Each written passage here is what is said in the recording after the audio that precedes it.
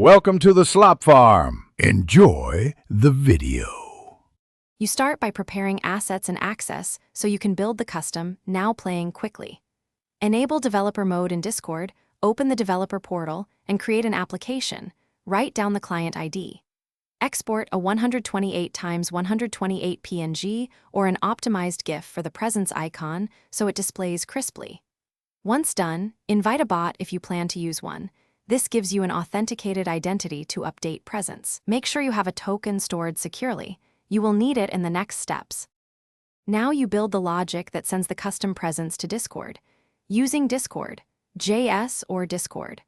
Initialize the client with required intents and log in with the bot token. You need to handle ready and reconnect events.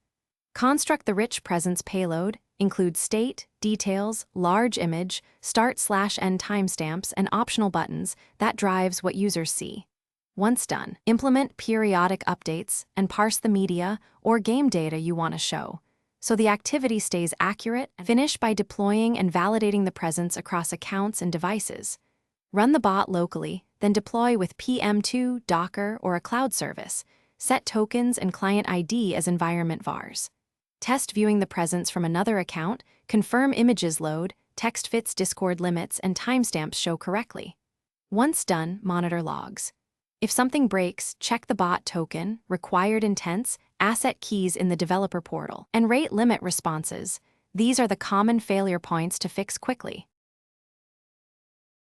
Thanks for watching. Consider subscribing if we helped you today.